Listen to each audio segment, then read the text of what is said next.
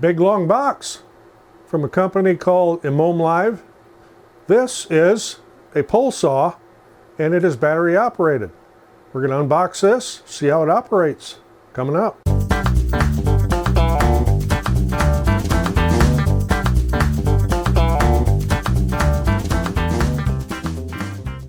I'm Roger, welcome to the shop, and what I have here is a pole saw. And when I say pole saw, it doesn't necessarily mean it's for cutting poles. It's certainly not people from Poland. But it is a battery operated small chainsaw that it can be used on the pole or off the pole, and I haven't played with it yet. I haven't even opened it, it just came. And again, this was provided to me to demonstrate by IMOUMLIVE, which is hard to pronounce. So we're going to get this thing opened up, see what all's in here, and see what's involved. All right, something I want to show first, and I took this apart because I wanted to see how this adjustment thing worked. This is rather unique. When you put your chain on, you'll notice that there's teeth on it, of course. You want the teeth to be facing this direction so that it cuts towards the saw.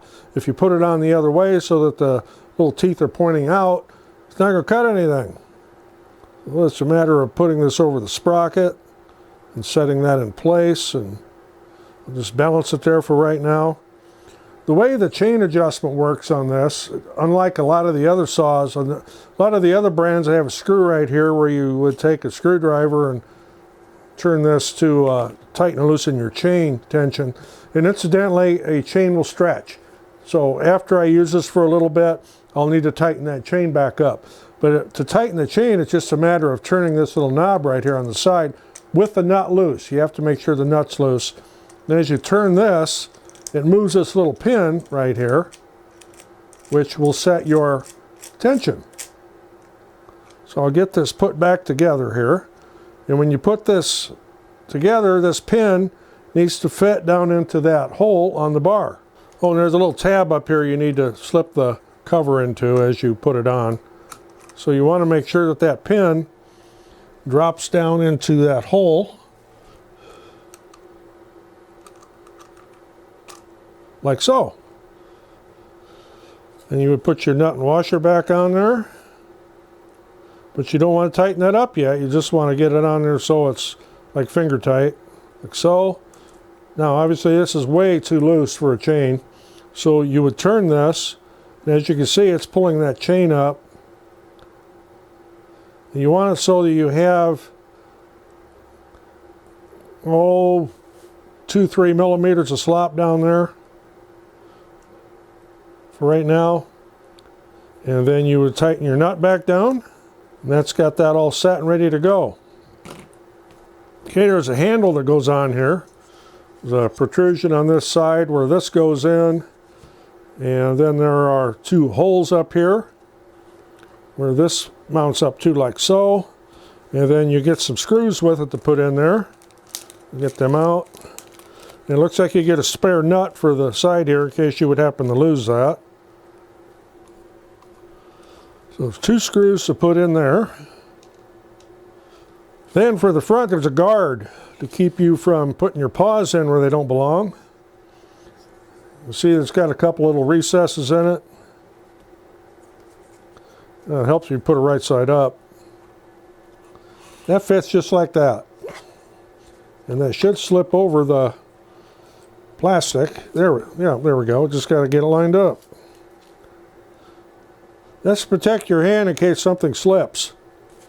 Incidentally, when you're doing things with the bar and the chain and adjusting tension and everything, take the battery off.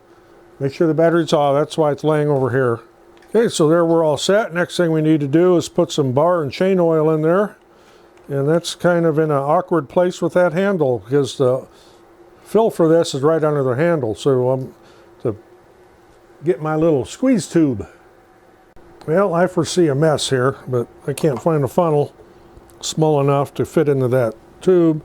So I got the smallest end one I've got here.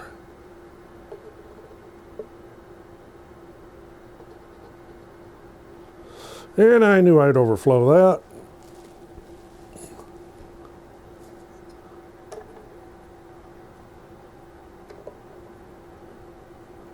So it doesn't take much.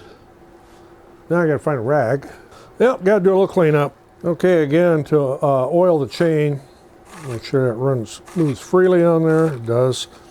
You just push this little bulb here, and you'll need to push it a few times to get it primed up with some oil in it. There we go. So we get the battery on here. The button on the side here you need to push before this will work here. You can't just push the lever, that's the safety. And this ramps up in speed. As you start it, it starts slow, so I'll give it a little bit of oil there, get that chain oiled.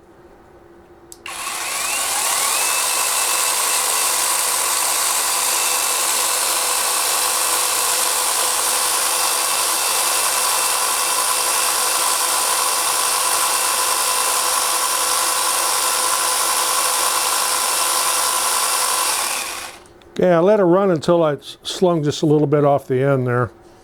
So I knew my chain was oiled well. And you'll need to push it several times when it's new because you got to prime everything. So that's with it held freehand. Now to mount it on the pole, take the battery back off of here.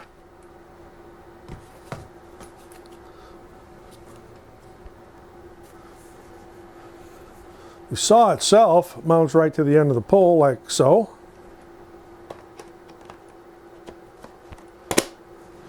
Now this can be rotated. You squeeze these little things here and you can rotate this out and you can make it straight. It'll lock in place. Then at the other end, this is hard to show.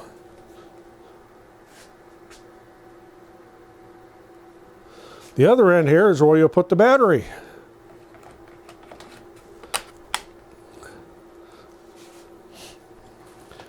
This can also be rotated.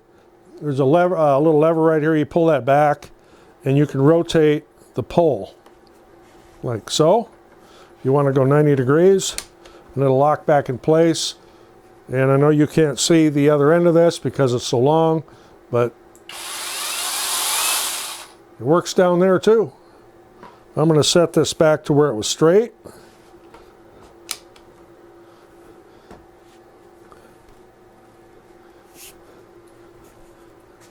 And again, to extend it, you pop these levers loose and you can extend the pole and then lock it wherever you want.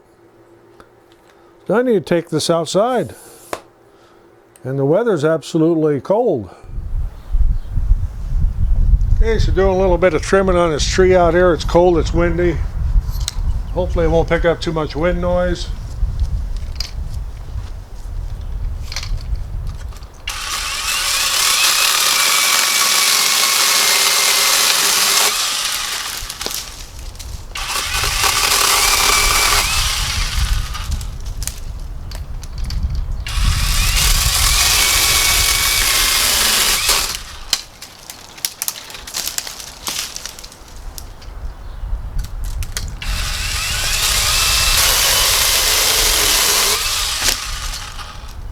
It does a great job, but I got a mess down here to clean up.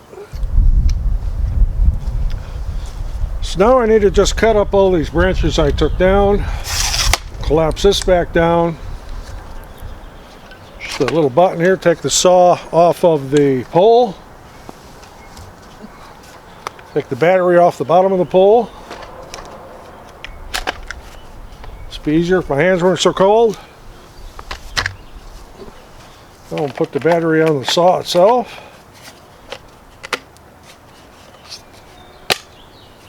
Give this a couple shots of oil here and just start cutting up some of these branches.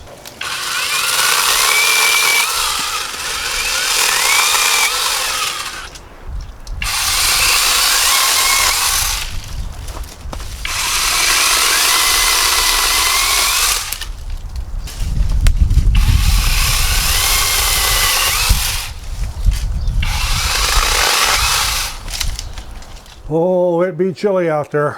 Might need a little bit of blackberry brandy here after I get things cleaned up. So I know one of the questions is going to be, what about battery life? Well, let's take a look here. For what I did out there, this was, I guess, fully charged right out of the box. And I'm down to 3 lights now out of 4. Actually, I got 3.5.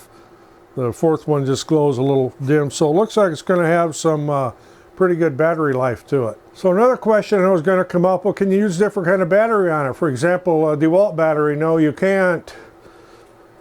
They're all proprietary to the company. DeWalt makes this one, Milwaukee's got theirs.